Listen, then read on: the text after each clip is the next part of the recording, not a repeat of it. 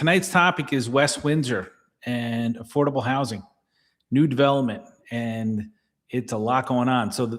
There are 480 affordable units to be built in West Windsor, 1,600 total new homes. And these are the numbers standing in between West Windsor and a total loss of local zoning control. By March 15th, the town must finalize a plan and get it approved, or developers, not the council, not the mayor, will decide on what gets built in your backyard. So welcome to the Wilton Report. I am Josh Wilton, and I co-own and run the #1 boutique real estate agency here in central New Jersey. I've helped thousands of people buy and sell real estate, which has given me a front row seat to how local policy impacts homeowners, buyers, and long-term investment decisions. By the end of this live, you'll see the new development map, understand that massive rent spike, and see exactly how the new leadership change could impact your property value. So let's dive in. So before we start looking at the maps and getting into the affordable housing, right, we have to understand what I would call the compliance cliff. In New Jersey, the law of New Jersey and the Supreme Court just threw out a lawsuit that was brought by 27 towns, including Montgomery Township, right to the north of us, that tried to fight this. Superior Court, State Superior Court, State Supreme Court, Supreme Court. Federal Superior Court, Supreme Court. And they lost all 4 times, these 27 towns. So now every town in the state of New Jersey, and there's 580 municipalities, have until March 15th to get their affordable housing plans for the 4th round of the Mount Laurel mandates approved. So West Windsor has a pretty big cliff to climb here. So, every town has to have a fair share obligation, and West Windsor is really under a massive deadline, March 15th, to get theirs done. So they adopted, right? The 4th round is due. The plans from each town is due to the state. The state then approves the plans. This will go from 2025 to 2035. And again, it's the housing element and fair share plan on February 4th, 2026. The township, by getting it done under the March 15th deadline, is securing immunity from builders' remedy lawsuits. So what does that mean? I would say this. Millburn is a very high-profile case study. Englewood Cliffs, East Rutherford, New Jersey. To a certain extent, all those towns, but definitively Millburn, have lost local zoning control over the affordable housing issue. The court in New Jersey supported a special master in Millburn to run the affordable housing plans for Millburn. Millburn no longer has the right to decide its own future when it comes to affordable housing. So the township, by getting it done by March 15th, is looking to have immunity from builders' remedy lawsuits, which is legal actions where the builders can basically sue the town and bypass local zoning if the town hasn't met its affordable housing quota or have an approved plan. So let's take a step back before we take a step forward. The original state estimate given to West Windsor was that West Windsor had to produce 661 affordable housing units in the 4th round. West Windsor's number was somewhere, I believe, at about 390. So West Windsor said, look, based on our land, our density, all these other calculations that go into it, we owe you 390. The state said you owe us 661. West Windsor and the state, through a mediator, a judge, retired judge who specializes in this, negotiated it down to 480 units.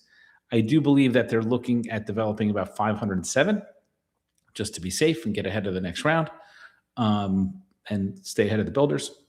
But I know definitively that they're obligated to build 480 for the 2025, 2035 4th round affordable housing mandate.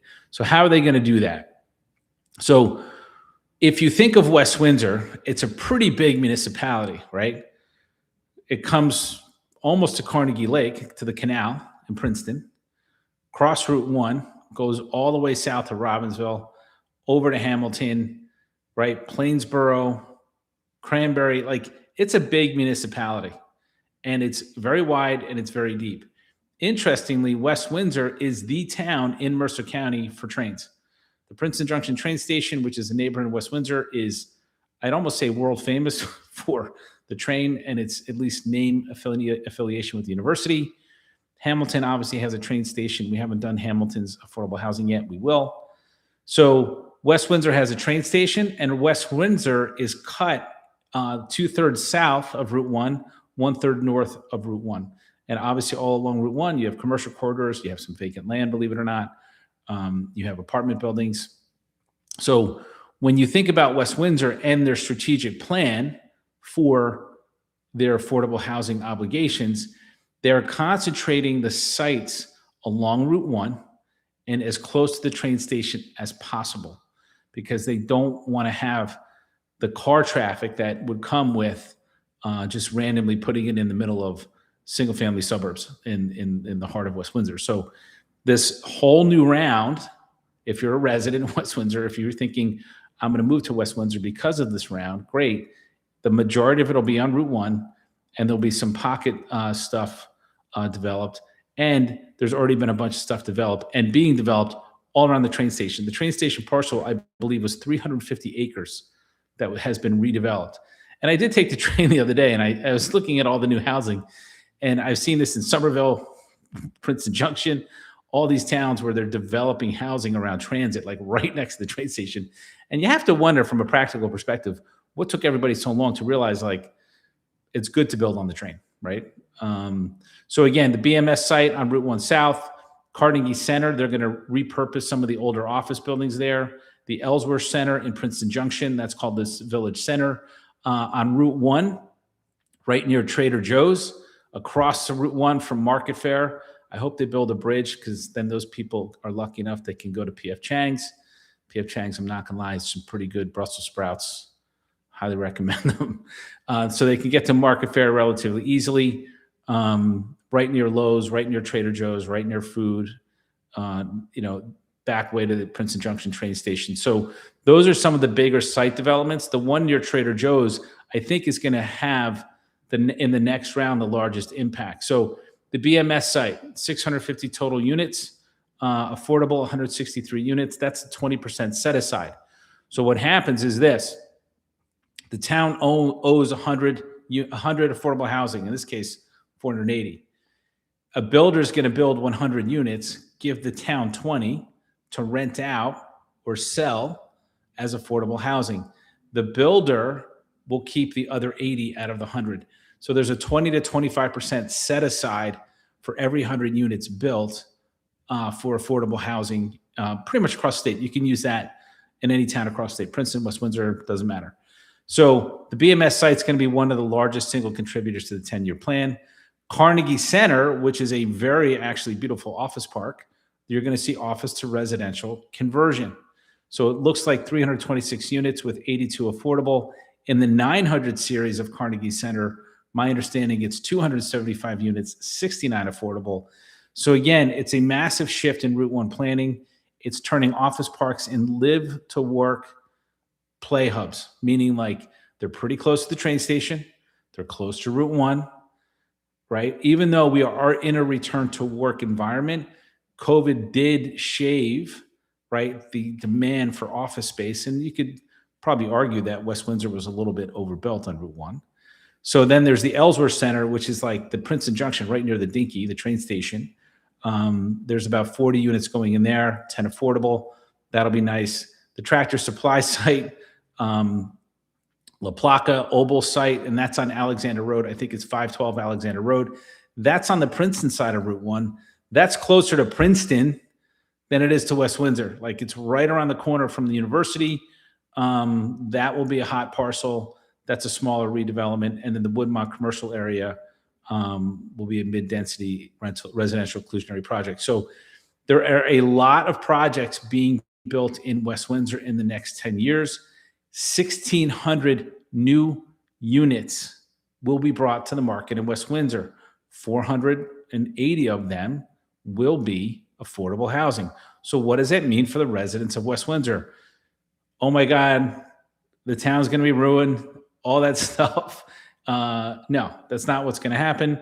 I just want to make sure the internet's okay because we're on a hotspot tonight. So the reality is the town expects about 1,620 new residential units to produce enough affordable units to satisfy that 480 unit obligation. because that's the typical New Jersey math. And they just towns work with builders to get this done. So some things that are changing in West Windsor, right? So around the train station, right, there is a Brilliant Buddies Academy or a Montessori Kids Universe. I'm not exactly sure the exact name of it. It's in the Avalon Square, right by the train station. They are a preschool nursery school, right? They can take 132 kids, from what I understand, infants through age 6, and they will have 24 staff members. The drop-off starts at 6:30, right? And it's high tech. You pull in, scan your license plate, you leave, the whole thing. So there's some interesting changes coming to West Windsor because of this. In that same area in West Windsor, there's going to be a hotel, right, which is close to the train station. The hotel is going to have a rooftop restaurant. It's going to be very residential. It's going to have a pedestrian mall with shopping. So the whole community that's being built in that area is anchored around two things: residential development, the train, and lifestyle. Get off the train, don't have to leave your community, go shopping. They're trying to make it as easy as possible to live without, driving all over the township, driving through all these subdivisions that already exist there.